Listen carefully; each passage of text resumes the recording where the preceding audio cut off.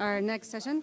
So we have Matt Ballou and Adam Raug from one of the two last standing partners of LabKey, our founding fathers. Going to talk about extending LabKey using a custom database schema. Okay, so first thing I need to tell you all is that this is meant to be a participatory event. So if you don't have a laptop open, unlike the other talks where you weren't supposed to have your laptop open, you are supposed to have your laptop open. And how many people have LabKey running on a laptop that they have access to?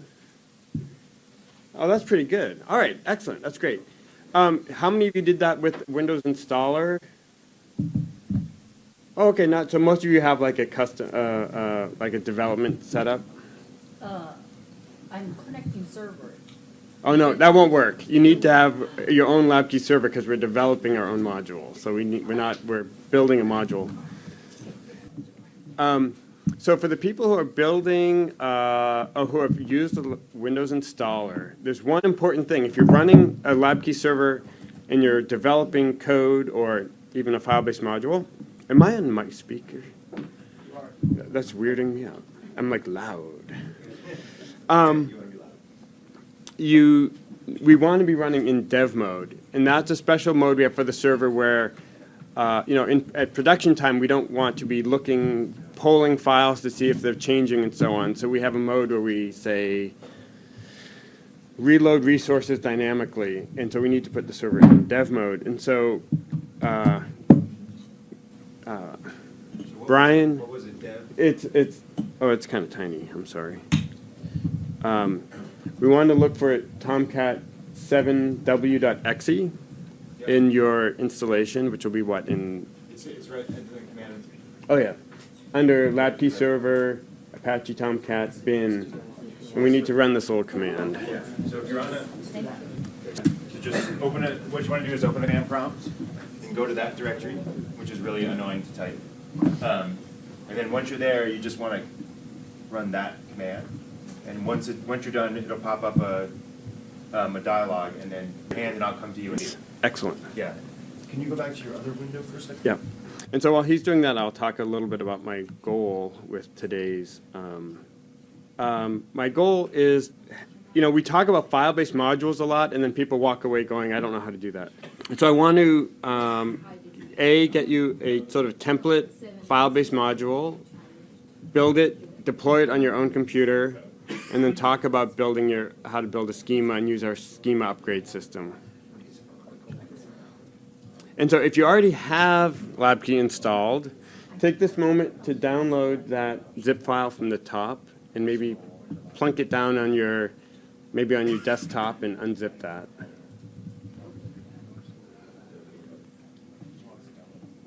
No, just the first one, just movies.zip. And you can also enlist in that later when you go home, and we can you can improve the module and send me pull requests and make it more awesome.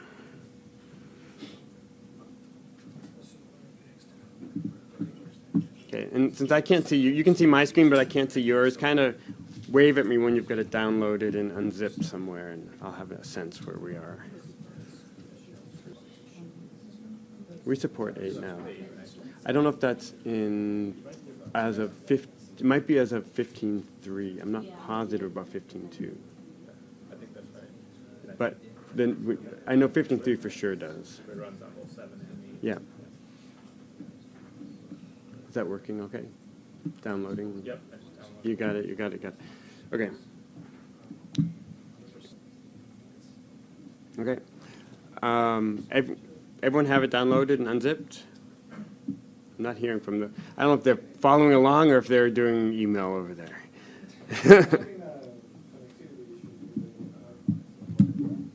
It could be because too many people are downloading at the same time. It's not that big though, so try again maybe. All right. So there's one other really important thing we need to know, which is sort of how our deployed LabKey server is laid out. In Tomcat, you'll have a LabKey web app, which is just a vanilla, ordinary Tomcat web app. And adjacent to it, there'll be a directory called modules. And we need to know where that is, because if we're going to build a module, we need to know where to put it. On my machine, I have a LabKey enlistment, so it's in a directory under my enlistment called build deploy modules. If you've installed using the Windows installer, it's under program files, Apache, something. One way to find it is to search for core.module, and where core.module is, that's where your modules live. So everyone needs to find that directory. So if I went to my enlistment, and on Mac,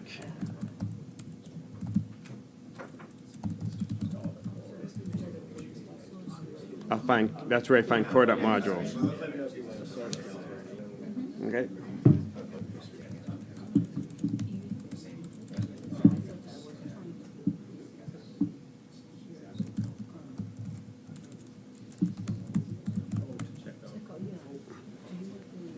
Okay. Can you dev guy, LabKey folks, walk around and look at screens and see if people are in the same place?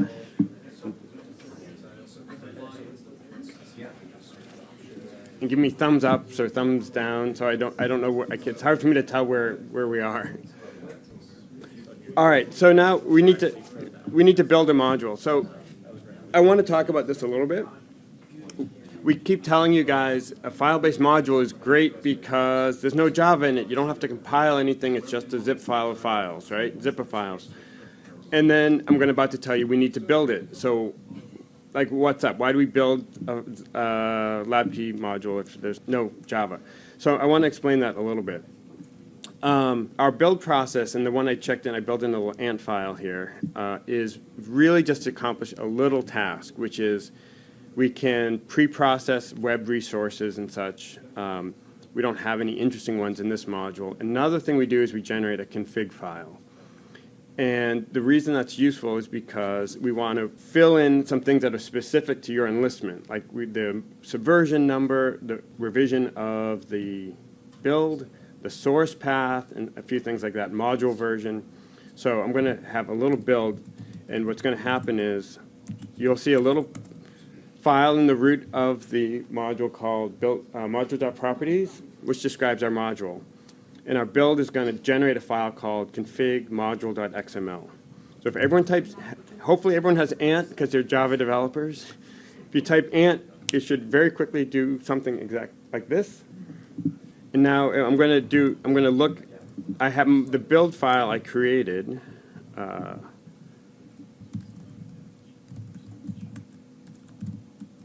Oops. Oh, I did ant deploy. Oh. I should do ant build. So it doesn't delete it out from under me. So if I do ant build, it's going to build a file, movies.module in the parent directory, which in this case is my desktop. And now everyone knows where their modules directory is. So now all I need to do deploying this module all I have to do is copy that file into the modules directory. And the build file has a command to do that. So I set my an environment variable called modules_dir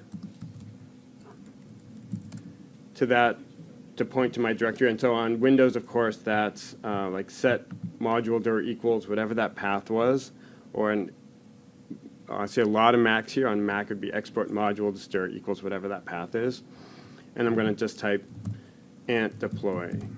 If you haven't set that up, you can just copy that module file. That's all that step is doing. Just copy that module file into the same directory where core.module is.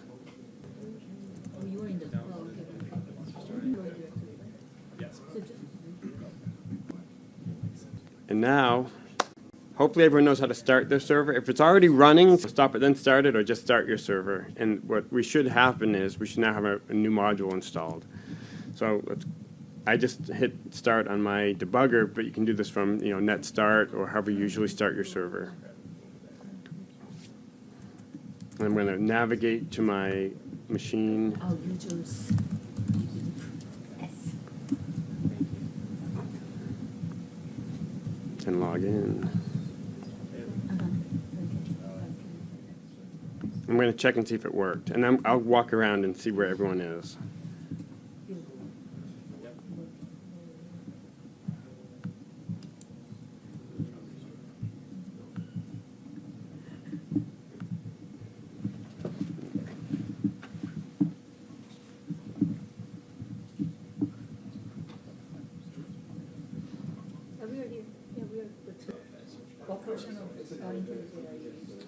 That's good.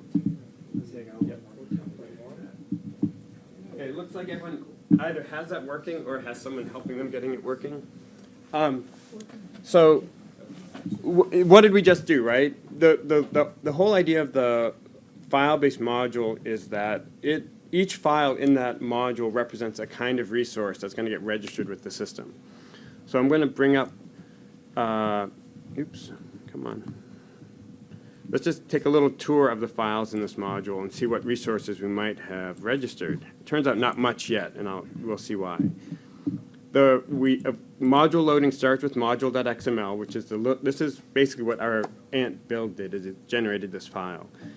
And this file represents the module. This is what the server is going to find this file, open it, and learn, what's the file's name, where is it built, who built it, what version is it at, and so on. So this is where module loading starts. One very important part of this I want to point out to you is,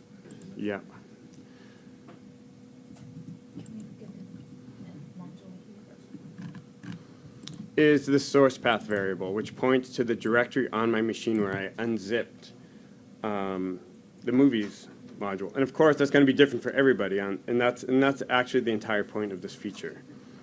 So in development mode, I don't want to have to type, I don't want to change an XML file or an HTML file and then have to do a build and then refresh my browser to see my changes. And the way we make that work seamlessly for you guys is we look at the source path, and instead of pulling modules actually out of the built module, if we think we're on the same machine that built this module, we will load resources straight out of your development directory, which solves the tricky problem of having your enlistment in one place and your build artifacts in another place. So how do we tell if this is working?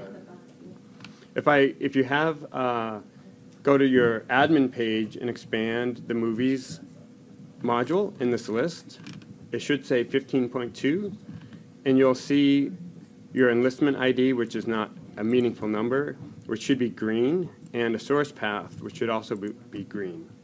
If those are green, it means you're in development mode. Like we've found your sources, and we're going to reload your sources from that location instead of statically load them from that built artifact.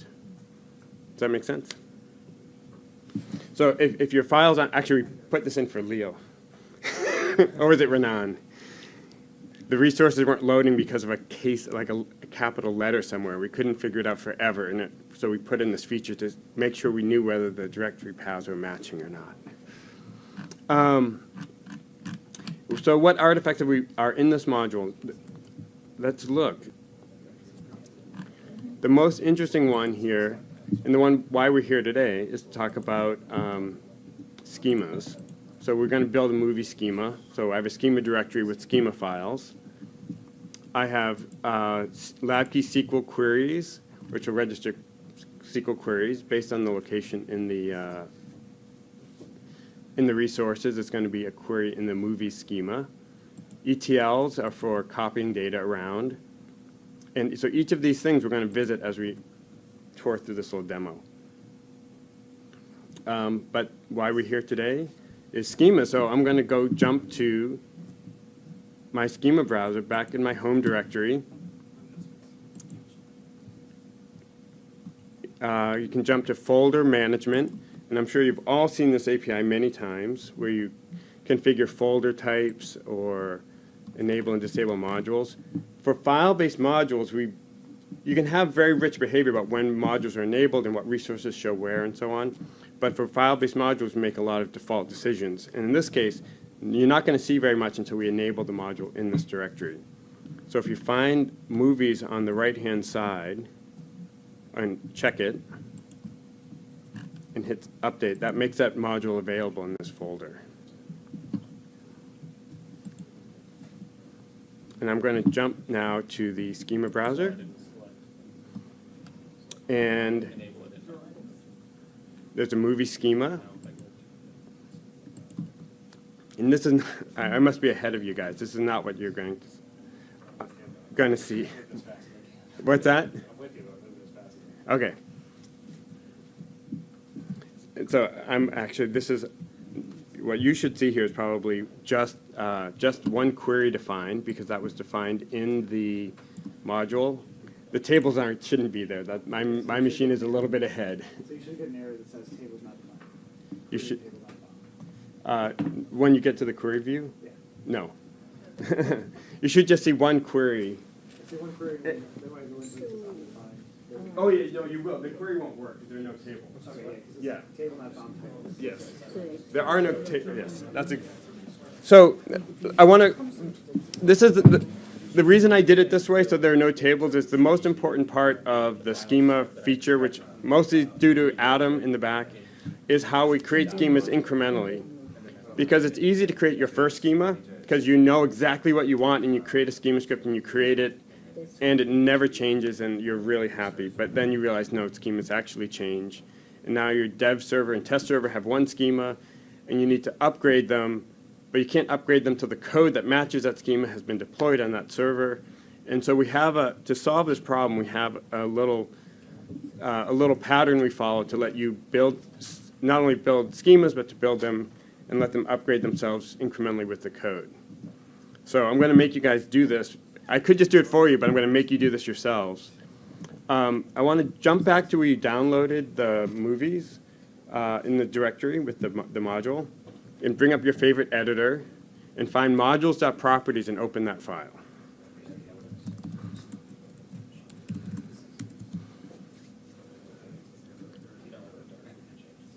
I'm going to change, there are two version numbers here. Be sure to change, not required server version, but change the shorter one version that says 15.20 and change it to 15.23.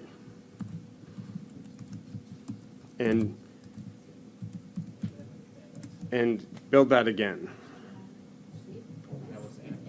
And I did ant deploy so it would copy it over. And now, no, the movies, the module, go to the movies.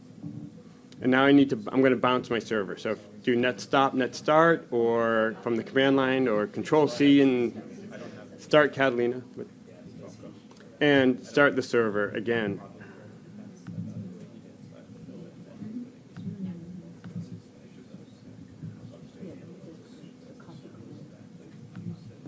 Now, before you hit your browser, I want to show you what that version number change did. Well, actually, I'll wait till you finish, catch up, so you guys can see this part. This is the important part of the whole thing.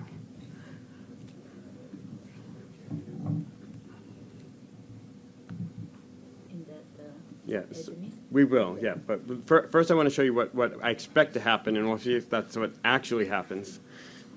I have 3 scripts in here with names that have version numbers in them. So I can't switch to presentation mode because I want to see the thing on the left, not the thing on, I know. You'll have to believe me. So the highlighted file here is called movies 15.20-15.21. And what that means is when the version number of this module jumps from below 15.20 to 15.21 or above, that script will run. Likewise, for 15.21 to 15.22, if the version of the module passes that number range, that script will run. And we just did this to save time. I just jumped all the way to the punchline, and we updated the version number to 15.23. So since we've gone from 15.20 to 15.23, we're going to scan all these files, and Adam's code is going to link these up in a chain and realize it needs to run all 3 of these scripts in order. The first script is going to create the schema movies. The second script creates like 3 or 4 tables, including the 2 we're going to look at today. Obviously, this is a movie database. That's actually TVs, but whatever, TV episodes. Episodes table, a titles table, and then I realized as I got into this, it would be fun to be able to add reviews because I can show off the insert rows API. So I built another incremental script to add a table that I didn't have originally. That didn't come from the schema I copied or plagiarized, borrowed. And this is my own table that I added on top of that. So now, when I hit refresh in my browser, unfortunately, I'm not gonna see this page right away. What I'm gonna see is I'm gonna see the server recognizing that it has work to do. And it's gonna, because right now it's running those files. And I didn't get an error, so that's really nice, thank you. And when I come back to the schema browser and I click on the movie schema again, you'll see these tables. And if I click on one, I'll see a very standard sort of schema browser showing all those columns. Okay, so now I want to ask a show of hands here, see if you're paying attention. So who has, is everyone on this page? So you can do No Java? either that Oh, that's not going to work. So how many of you see capital letter column names, and how many see lowercase column names? Lowercase. Lowercase, lowercase. So you guys are all Postgres. So I wanted to stop here because this is a big annoying problem. So Postgres has case-insensitive identifiers, but it doesn't really have case identifiers. It's not, they implement it in a really cheesy way. The way they get case-insensitive identifiers is they lowercase everything. And so that's why you're seeing lowercase column names here. And SQL Server is case-insensitive, but it remembers what you typed in and does the comparison at runtime to see if they're, if they match case-insensitive. So I don't want lowercase column names. So, all right. Good news is we can fix this, but we don't have to restart our server anymore. This is where we get into where the dev mode bit becomes really important. It saves a lot of time. Jumping back to the movies under the directory resources schemas, there's a file called movies.xml.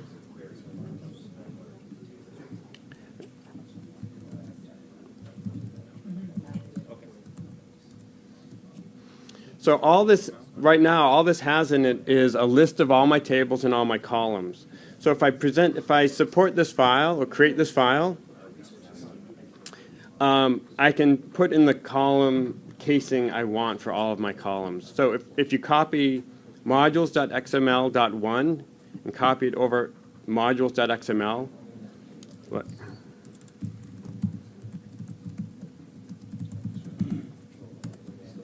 Oops.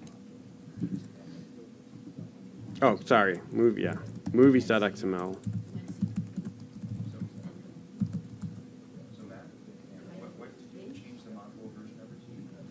23, 15.23.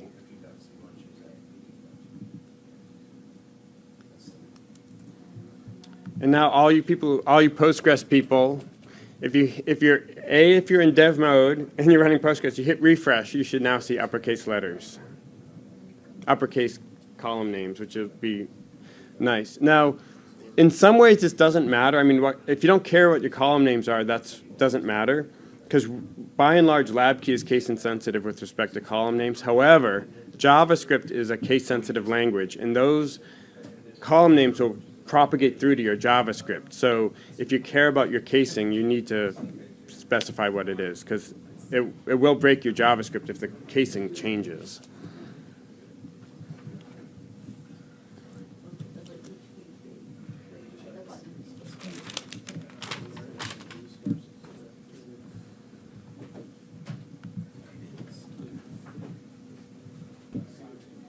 Okay. So now if you've got your, from here, I want to just jump in. I think we're ready to load some data in. So if you are on the movie titles page in the schema browser, click on View Data, and you should see an empty grid, because of course we haven't loaded any data yet. I want to get everyone caught up at this point here. You guys, good? Adam, how's it going in back? We're getting there. I don't think get movies movies.xml1 on GitHub. No, it's in the zip file that you were supposed to download at the beginning. Yeah, it goes right.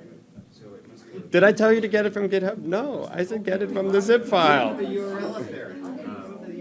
Okay, so what do I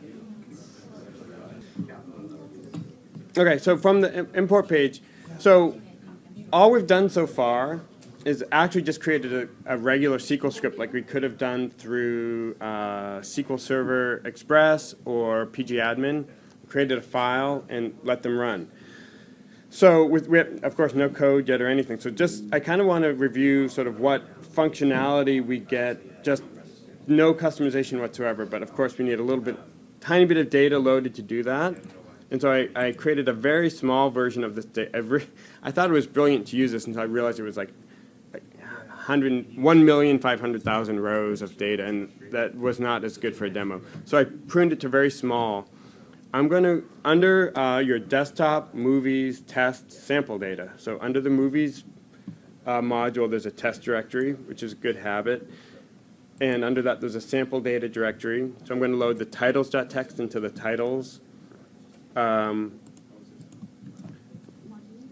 titles, table. And I got here by clicking import on the data region. And this is like 4 rows, and that goes very quickly. If I jump back, I'll do that whole thing over again.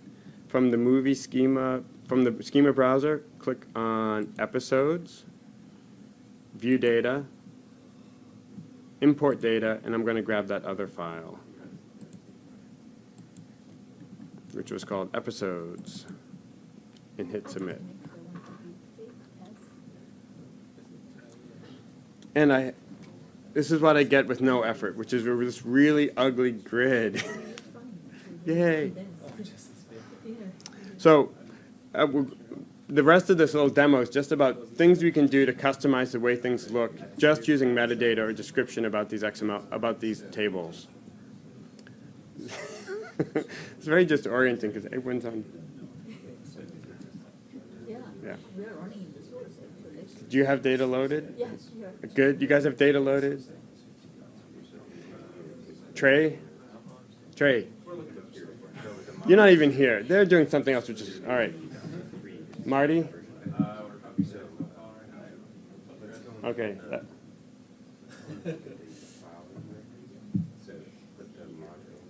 So Matt, Yep.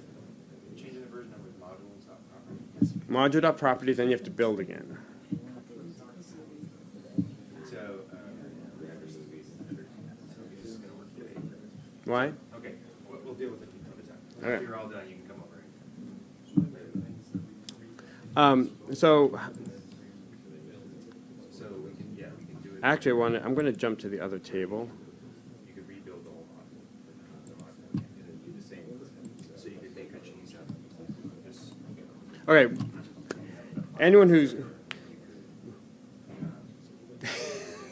everyone's looking down. Okay, what things can we do to improve the way this table looks by default? Just throw out ideas. Let's reduce the number of columns, and especially let's get rid of these big columns because this is like the worst looking grid ever.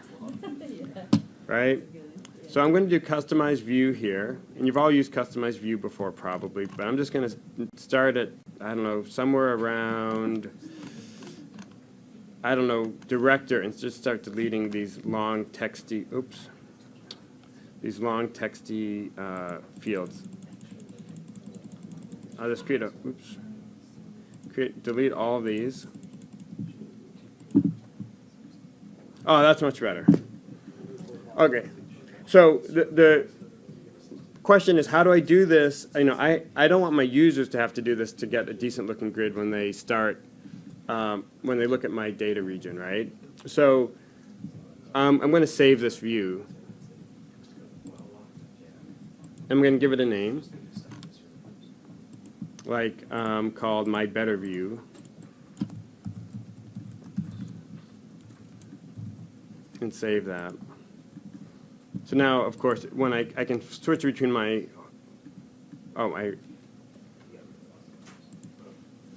giant default view or my new better view, which is much prettier. When I drop down this view menu, though, I actually notice in addition to my new better view, I have 3 other customized views saved, and you didn't see me create those because they're actually Corey created them, and saved them in the module previously. So this is a way to customize what my users see. So I'm going to flip back to my build environment and show you how he did that. So under queries, movies, which is my schema name, under titles, which is my table name, I have these .qview.xml files. So that qview stands for query view. So these are query views that have been pre-saved to give me these definitions that can include column names, column lists, aggregates, filters, sorts, and all these other various configuration of the query data region. It actually can do quite a bit more than this. It can actually even add hide and show buttons on the menu bar, so you can add your own custom actions and things like that. So this gives you a lot of control over what shows up in the data region. Leo knows more about that than I do. And so that's how these views became populated in this. And this is what I mean by files in the file-based module registering resources. Those files get mapped into the server by its location and by its name in the file system, and gets associated with this data region by file name and shows up in that menu. Any questions? I feel like there's been kind of, okay. All right.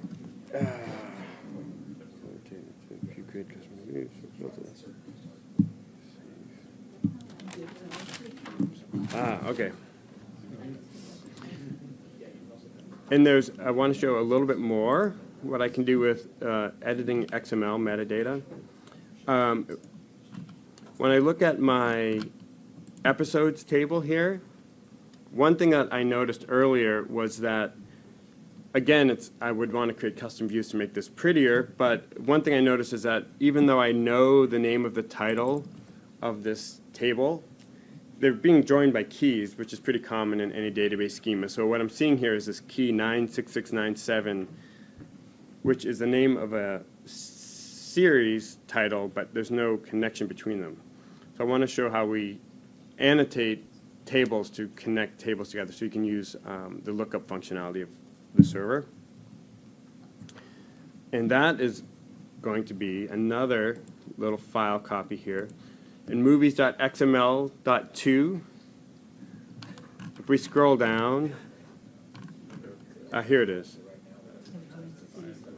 So basically I can tell, even though there's no database relationship between these two columns, we have a way to tell the server that these two columns are connected. Please treat them appropriately. And moreover, we know what the title column is of this table. Surprisingly, we call the title column title. So this lets me know when people have a pointer to the titles table, this is the default column I want to see on the screen. So all I'm going to do is copy movies. I'm just going to jump ahead and copy movies.xml3 all the way to the end and copy that over movies.xml.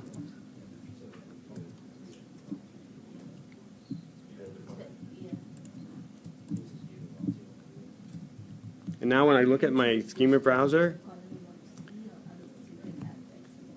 okay, you can see that pretty well. Next to the series ID column that I just added that little bit of metadata to, there's now a plus sign. And that means it understands that there's a relationship between these two tables. And now I can see all the columns from the titles table. So now all the columns from those two tables are now accessible and joined to each other. So when I view data,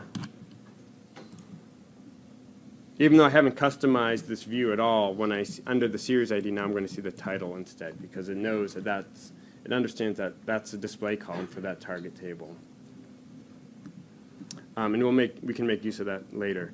I did another trick which I didn't tell you, super advanced. I'm not even going to explain it. But I did another trick on the titles table. I created a column called episodes, hopefully. Hope it's in there. We'll see.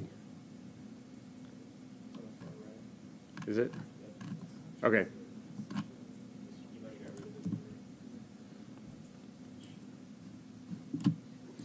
Customize view. Oh, you have it, but I don't. That's great. Okay, skipping that one.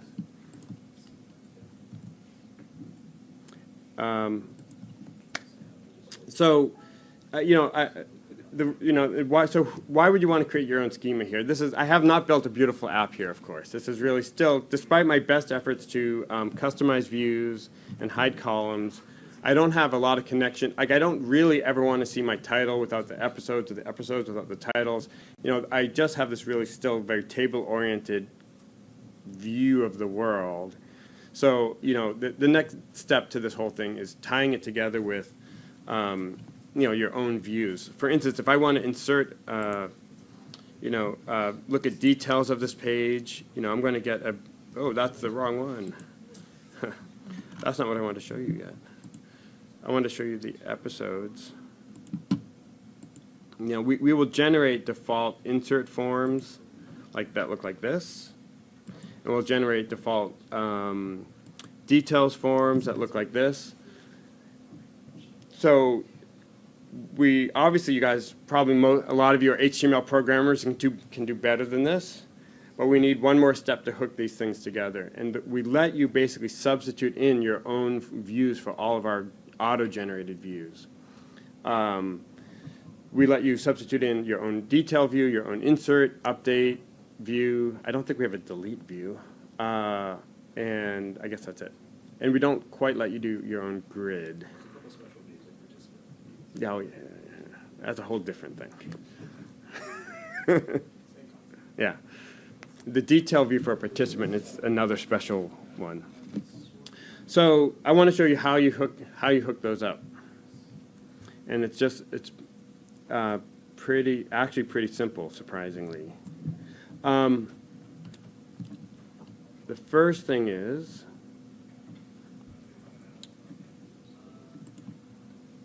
I'm going to create, in order to customize my table to point to a view, I need a view to point to. So I created a view called detail.view. And I want to just inspect this a little bit.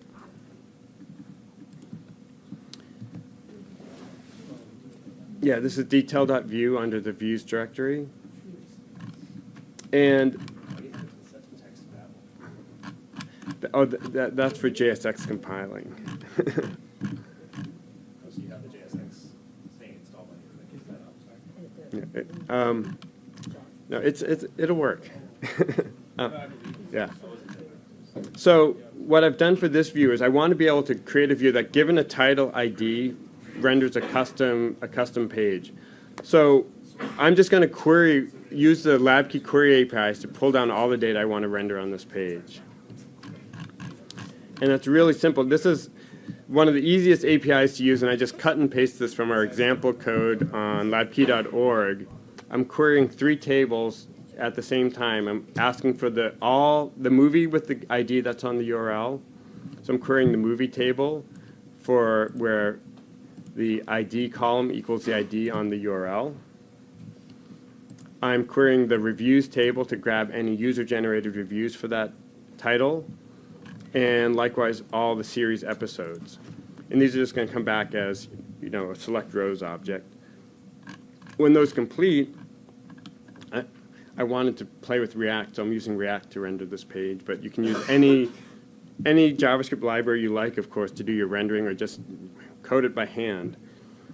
I'm just going to render this into a little template I wrote, very super simple template. And so given a known series ID, like The Simpsons, 96697, I queried those 3 tables and populated this template to render the page.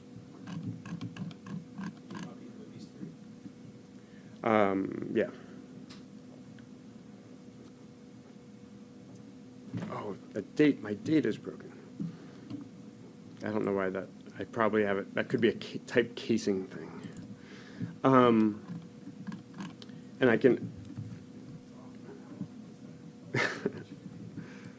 so if I do this with my debugger open, I can see my 3 get query calls go by and break my page. Okay. And now, one more bit of interactivity for this page is I built a little form. Super simple, because this is not about UI design or good UI design or any kind of UI design. I built a very simple form to ask people to input ratings or their own feedback on the form. And I just used the LabKey insert rows call here to push that data to the server, then re-render the page so you can and then that review shows up. So it's just a very little bit of code to pull those values out of the form and call labkey.query.insert rows. So if I add a review and say 5, and I'm just going to do something really silly here and grab some text.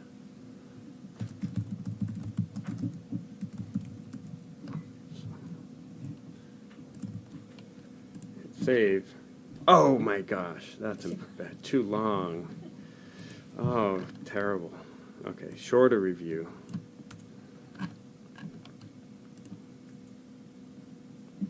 And render that into the page.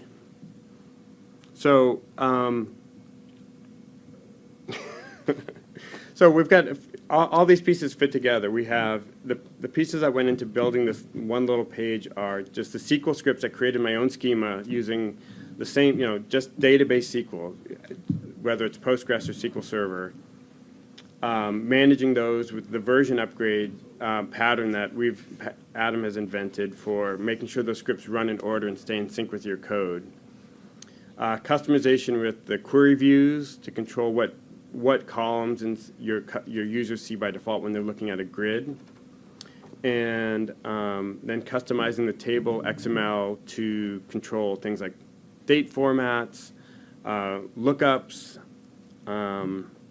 what else did I have in there? Title column, and so on, like that. And then putting that together with my own UI. One thing I forgot to show you is the magic that made that link from the grid point to this page, which I forgot to show you, is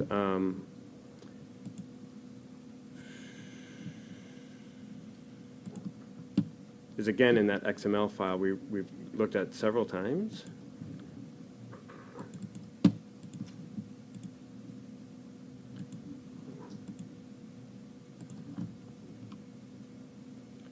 Under the title,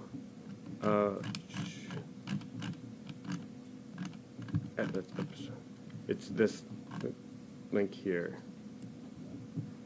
So that's saying when I click on the details link, don't go to the built-in details view. Please, dear God, use mine because it's way better than the built-in one. And that's how I'm connecting those two things together.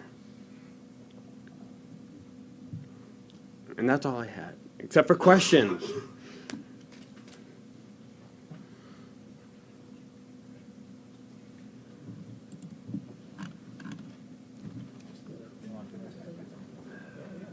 Or ask the guys next to you.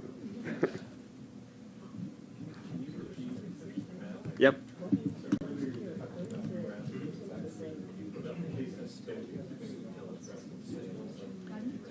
Postgres automatically lowercases all identifiers.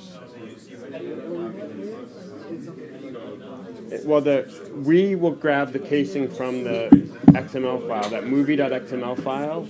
We refer to that casing as the canonical name of the column, even though Postgres tells us it's lowercase.